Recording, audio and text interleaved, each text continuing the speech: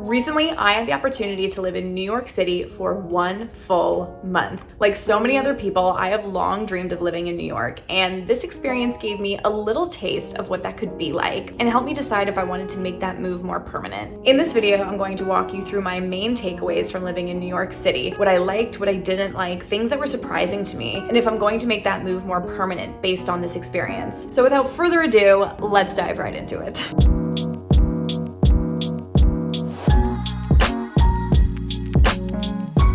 First, a little bit of background and why I decided to go through this experience to begin with. I was not unfamiliar with New York. I grew up in Connecticut. I visited pretty frequently throughout my life. And then after college, I actually worked as a casting intern on Broadway. And during that time, I was commuting in and out of Connecticut, couch surfing on friends' couches, just trying to make the whole thing work. But long story short, due to a lot of different circumstances, I actually ended up moving to Boston instead. And I've lived there for the past 10 years. But New York was always in the back of my mind. I had always wanted the experience of living there, and it was something that I actually always regretted. And the fact that it never panned out really started to eat at me. But in 2023, with this new remote work lifestyle, my husband and I just decided, you know what, let's just go for it. Rent out an apartment, see how we feel in the city, see if it's an area that we actually like and could see ourselves in long term. So we ended up booking a month-long stay through Airbnb on the Upper West Side. And from there, we were able to get just a small experience of what living in the city could be like. 1 month is definitely not a fully authentic experience living in New York, but nonetheless definitely gave me a lot of exposure that I certainly wouldn't have had if I had just gone for a weekend to feel it out. So enough about the background, let's dive into the takeaways. My first and foremost takeaway from living in New York City was that the neighborhoods are like their own little ecosystems and cities within themselves. I feel like whenever most people think about visiting or living in New York City, the first image that pops into our heads is of Times Square in that Midtown area. Let me tell you, that is not the rest of New York City. Times Square is a pretty dense, saturated area because it's full of a lot of tourist attractions. The two main train stations to get into the city from further away places are right near the Midtown area, so it just kind of makes sense that it's super saturated with a lot of people. It's really crowded, and my personal experience is that the rest of the city is not at all like that, which isn't super unknown, but each of the individual neighborhoods throughout New York City, whether you're looking at Manhattan proper or further out into Brooklyn, each of them have their own personalities and unique traits, and you really feel like you're almost transporting to a totally different city when you visit each of these individual neighborhoods within the broader New York area. As I mentioned before, where I lived during this time was on the Upper West Side. It was right next to Central Park and Riverside Park, and it was just overall a bit more residential, and I just personally really loved the feel of it. There was just so much history. There was great architecture, staple locations like Patsy's and Zabar's. There were just these institutions that have been around for such a long time and are so iconic to the history of New York. And then you have these beautiful side streets that are just lined with brownstones, and they're really pretty and they're quiet to walk through, which I feel like is not something you typically think about when you think about New York City. And overall, it did just have a quiet community vibe to it, at least in my experience, and I really, really enjoyed that. And then on the opposite side, you have the Upper East Side, which also has its own unique personality. This area is most known for having the museums like the Met, the Guggenheim. Any Gossip Girl fans, you are probably well versed in the Upper East Side neighborhood. There are a ton of restaurants that make up the history and the culture of this neighborhood. But then you've got places like Ralph's, which is this more upscale Ralph Lauren coffee shop. It just has a much more neighborhood type of vibe, and it doesn't give you that overwhelming New York City Times Square type of experience. There's just all of these different areas, and it's just a different vibe depending on where you go, because you literally could feel like you're traveling to a totally different city depending on what neighborhood you decided to explore for the day. The next main takeaway for me that comes as probably no surprise, but the price.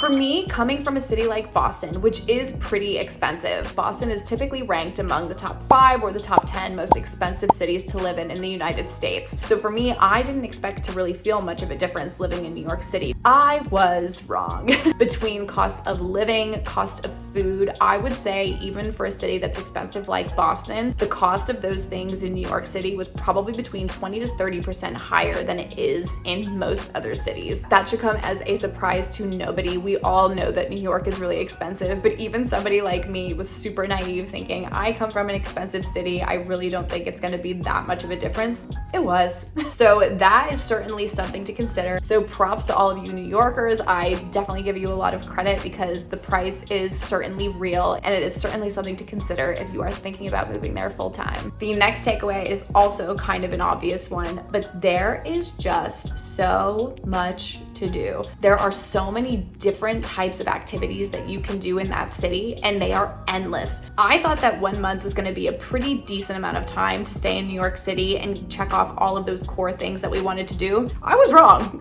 You need way more than 1 month. I have friends that have lived in New York for 10 years and they still haven't done everything that they wanted to do. Circling back to the price takeaway that I had, there are also just so many inexpensive or free activities that you can do. Whether it's going to a museum, my husband and I spent an entire day in the Museum of Natural History and I don't even think we saw the entire museum. It was just so big and there was so much to take in, and that was a pretty low cost overall. Or you can just go for a walk through Central Park and check out the Brooklyn Bridge, or head over to Dumbo and just look at the beautiful architecture over there. There are just endless areas for you to walk and just soak in the history of New York, and that alone can take you weeks to cover all of those core areas. There's so much to do, and there will always be so much to do. You will never be bored, that's for sure. The final main takeaway that I have from my month-long stay in New York City is simply the energy. Everybody talks about the energy of New York and that it's unlike anything else, and I never really understood that, but after being there for 1 full month, I completely get it. I think it was Casey Neistat who said, everybody who lives in New York City, they didn't just end up there. They are there because they want to be there. It is a place that can chew you up and spit you out. It's a difficult place to live in. It's a difficult place to afford. But for me, I really felt like I wanted to better myself and go after my dreams when I lived in that city. This channel, for example, I was cranking out video after video. I was running out, filming, editing till the wee hours of the morning. I felt so creative and so pushed to just want to be my best self. And I literally feel like it was the energy from the city that allowed me to do that. And I think finally with that energy piece, there was an element of confidence that I gained from being there. And again, I was only there for a short period of time, and I could totally see how living there would have the opposite impact on somebody's confidence. For me, having the experience to live there in my 30s, being a little bit more sure of myself, I felt like the environment gave me more confidence because everyone in New York is the main character in their story. Nobody is thinking about what other people think of them. I really just felt like I could blend in, and I could see how that could be a really negative thing, but for me, it allowed me to kind of come into myself a bit more and feel more confident with who I was as a person, because nobody cares.